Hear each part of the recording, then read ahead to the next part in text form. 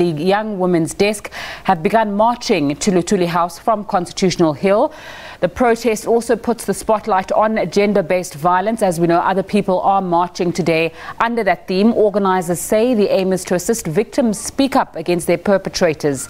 The Young Women's Desk recently launched a hashtag name and shame campaign which sought to publicise a list of all men, some of whom are members of the governing party, who had been found guilty of gender-based violence as well as sexual harassment. Now, for more on that Total Shutdown march, we cross to Durban. Our reporter Sibonga Konke Mbata is there. Sibonga Konke, good afternoon. What's happening in Durban?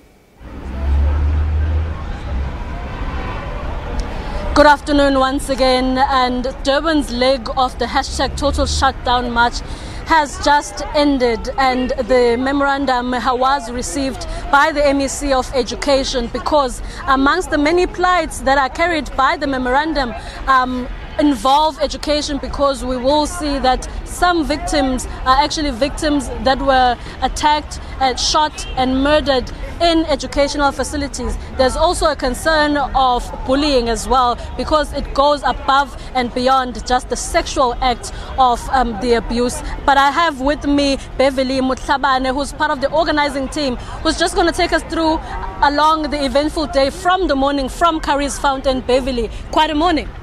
It is, and it was quite a morning indeed. We were excited, we were nervous, we were anxious, but more than anything, we were looking forward to this day. It's been weeks of hard work, push and pull, but it has also been a week where we've been appreciating each other and appreciating all that people are bringing into the process as well.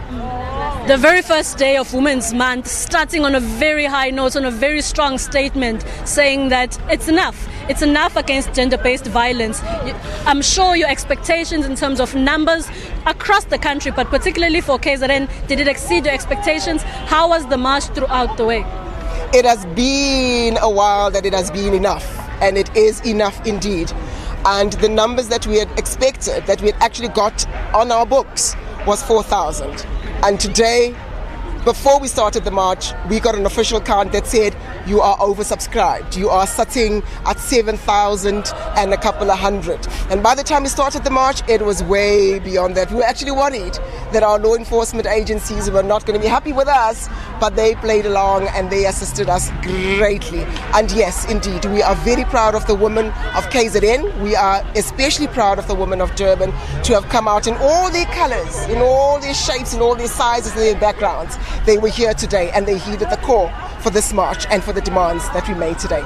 Speaking of the regalia, we saw a lot of black, a lot of red, and along the route we see reenactments expressing the emotion. We saw them crying on the floor, and there was also an incident that happened along the route which was quite disturbing. Take us through that. The enactments that you see and that you saw this morning were really to say to people, we are not theorizing about this. This is what happens every day, and this is actually what happens. And so the people that did that, they were telling their stories through their enactments. And then as we came along, we were on Pixilika Seme Street, actually the very main street of Durban, and a man dared put his hands on a woman that had a baby cradling in her arms. He was punching her, he was slapping her, and he was pulling her about. The crowd went for him. They did whatever they did to him, and it was only the police and law enforcement that came up that broke up that fight. It just goes to show what it is we're dealing with. It just goes to show the real lives of people, the women in this country and the children. That was a baby. It's not even a child that could speak for herself. And there he was already in the midst of this fight with this man. That is what we're dealing with. And that's why we had these demands brought forward today here. Of course, we see that such incidents similar to that one were roaming around in placards, women expressing that acknowledge my existence, but if you do not acknowledge my existence, be ready to face my resistance, hands off, protect me, love me. What are some of the plights that were also expressed in your very long list of demands? Well, they really took it from the dress code. You mentioned the dress code. We took it from the dress code because our colors were black with a touch of red. And that black really says, I have nothing to be happy about. I'm sad. I've lost sisters. I've lost daughters, mothers, aunts, and grandmothers. And I am grieving. It is my daily life. I grieve every day. I am in depression. I'm in darkness. And this red that you see is the blood that gets spilled every single day that a woman is touched by a man, raped, and killed by a man.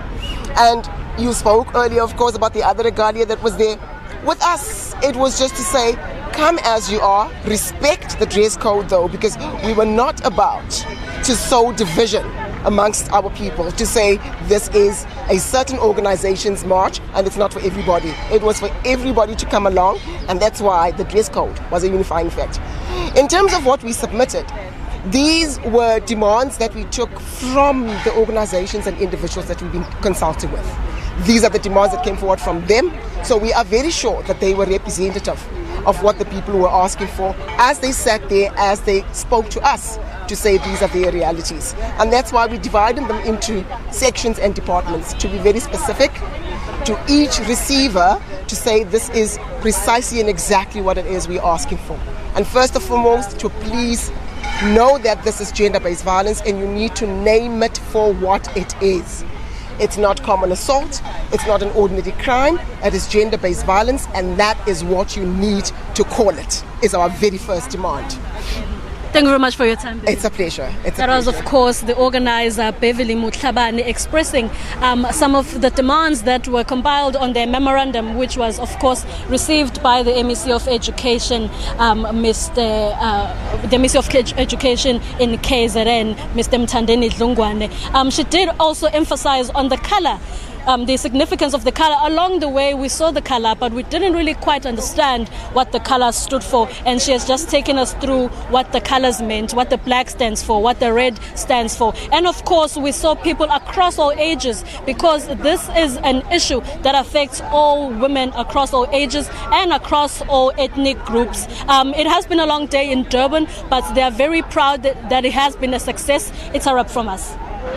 Thanks so much.